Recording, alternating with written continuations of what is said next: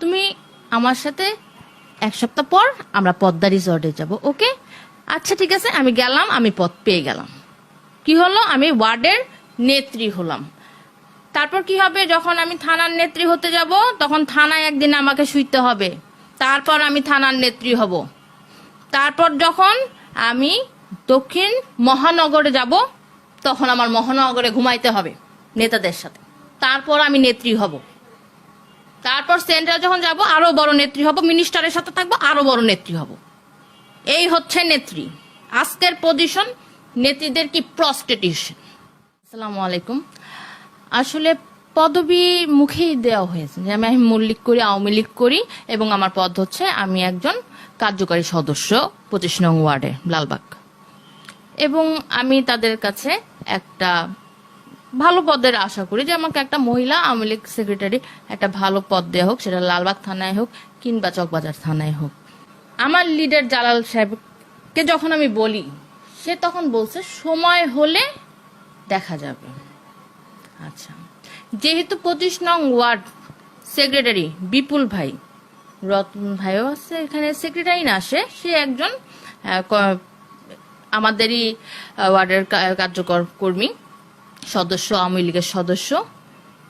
তারা অনেক রকম কথাবার্তা বলে, অনেক ধরনের বলে, যে এইভাবে আগামী 15ই আগস্টের টাকা পয়সা যার খাবার তার তো খাইছি, খাওয়া দাওয়া হয়েছে। খাওয়া দাওয়া শেষে এখন আরো আমাকে বলে বিপুল ভাইয়া 25 নং ওয়ার্ডে আমিও থাকি, সেও থাকে।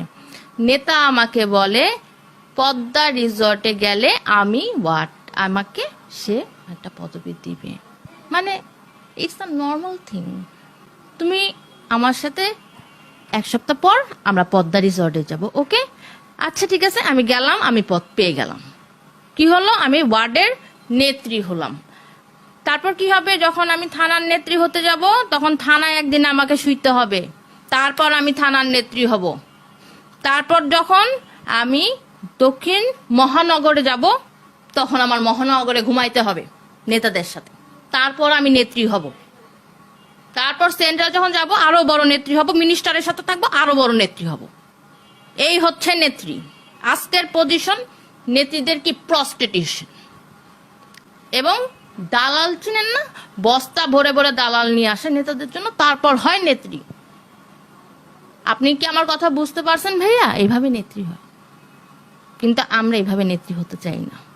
আমরা তো জানি যে নেতা যারা হয় বা পদ পদবি যারা পায় তাদের নিজস্ব যোগ্যতা অনুসারী পায়, কিন্তু এই যে আপনি যে অভিযোগটা করছেন যে ওখানে যে নেতারা আছে তারা আপনাকে পদ্মা রিসোর্টে নিয়ে যেতে চায় এবং সেখানে এক রাত তাদের সঙ্গে ঘুমানোর প্রস্তাব দেয়, এই যে বিষয়টা, এই বিষয়টা আসলে নারী নেত্রী যারা রয়েছে তাদের উপরে কি ধরনের প্রভাব পড়তে পারে এবং সামনে যারা রাজনীতিতে আসবে নারী নেত্রীরা তাদের উপরে কি ধরনের প্রভাব পড়তে পারে বলে আপনি মনে করছেন?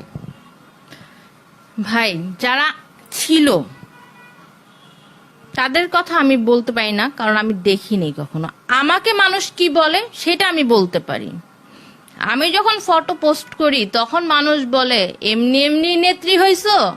এটা চলে ওয়ার্ডের নেতার, প্রত্যেকটা নেত্রী। আর যারা ভালো নেত্রী আছে, ভালো নেত্রী যে একেবারেই নেই সেটা না, অবশ্যই আছেন। বেছে বেছে দেখেন, মহানগরে আমি দেখাইতে পারবো আপনাকে, আমাদের এখানকার ওয়ার্ডের একজন সেক্রেটারি দেখাইতে পারবো আপনাকে। তিনি একজন লেখিকা।